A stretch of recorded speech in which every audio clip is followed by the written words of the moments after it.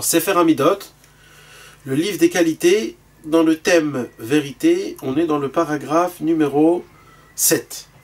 En hébreu, c'est écrit Al-Yede Emet, Lo Yamut Kodem Zmano Hakatsuv, qui veut dire en français la vérité préservera l'individu d'une mort prématurée. Alors oui, il dit Rabbi Nachman, il y a des gens qui croient que en mentant, grâce à ça, ça va le faire gagner du temps, ça va le faire gagner des choses que normalement il ne pourrait pas obtenir s'il dévoile la vérité. Rabbi Nachman, il dit c'est faux.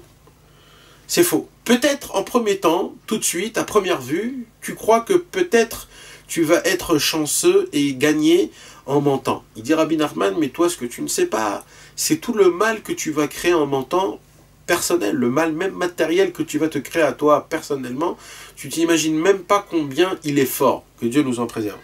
Et c'est pour cela, de là, il vient à dire formellement, d'une manière très très puissante, en disant que à cause du mensonge, que Dieu nous en préserve, quand un homme, jamais il va essayer de se préserver du mensonge, il va toujours dire la vérité, quoi qu'il se passe, même s'il a des choses bien ou pas bien, ou même s'il peut avoir une bonne une kavana, ça veut dire il dit Rabbi Nachman, dans tous les cas qu'on a dit, même auparavant, même pour le shalom, même pour tout,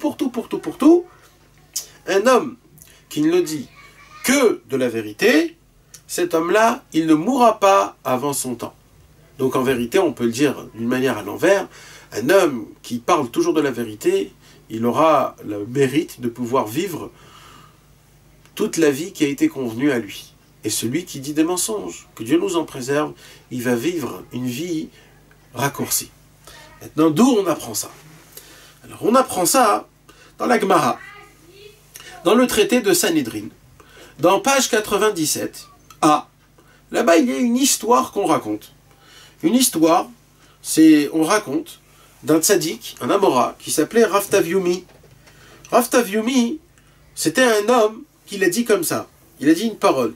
Il a dit, même si on me donne toute la richesse de ce monde, ou l'emplacement du monde en entier qui m'appartiendra, même pour tout ça, jamais je changerai une de mes paroles pour modifier la vérité. Comme ça, il a dit Rav Tavyumi. Alors on lui a posé la question, on lui a dit, mais comment, pourquoi, quoi? Autant tu vas te préserver du mensonge, parce que des fois, un petit mensonge, c'est pas aussi grave. Alors Rav Tavyumi, il a dit, non, je suis prêt à même pas modifier, ou même pas que les gens comprennent d'une certaine manière de jouer sur les mots, jamais je sortira un mensonge de ma bouche. Et pourquoi cela?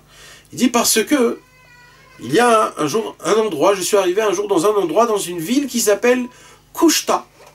Maintenant, Kushta en araméen veut dire vérité. Alors, entre guillemets, je vais vous raconter un peu c'est quoi cette ville. Cette ville-là, c'était un endroit qu'ils l'ont appelé la ville en entière. La ville s'appelait Vérité. Pourquoi?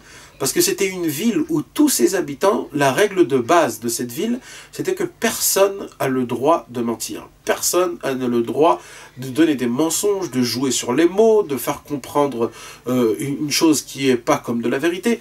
Et c'était la règle de base. Et puisque c'était la règle de base, ils ont appelé cette ville-là Kushta, qui veut dire vérité. C'était la base de la ville. Et Rav Tavyumi, il est arrivé dans cette ville-là. Et quand il est rentré dans cette ville-là, il est resté quelques mois, quelques temps, et il avait vu qu'il y avait des personnes qui étaient âgées, très âgées. Et ils lui ont raconté là-bas, les personnes, que cette ville-là, elle contient énormément de personnes âgées, et énormément. Pourquoi? Parce que, puisqu'ils ne mentent pas, alors grâce à ça, ils vivent leur vie jusqu'à la fin de leur jour. Donc on voit complètement que parce que ces personnes-là, toute la ville était basée sur la vérité, et que c'était ça la règle d'or dans cette ville, donc on voyait que toutes les personnes là-bas, ils mouraient avec un âge qui était très avancé. Alors Rav Tavyumi, il s'est dit, ça serait très bien que je vais habiter ici, parce qu'il n'y a pas meilleur que la vérité.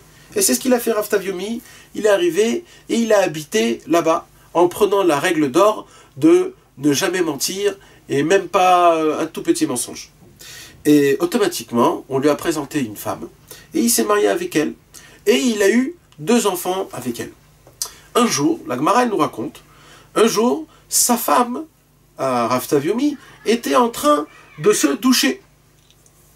On frappe à la porte de la maison de Rav Taviomi, et on lui dit « Bonjour Rav Taviomi, est-ce que votre femme serait là ?» Alors Rav Taviomi, il a dit que ça serait pas très beau de dire que sa femme, elle se douche. C'est pas très pudique, c'est pas très tsignout, c'est pas élégant. Alors, il a dit tout simplement, ma femme n'est pas. Et la personne est partie.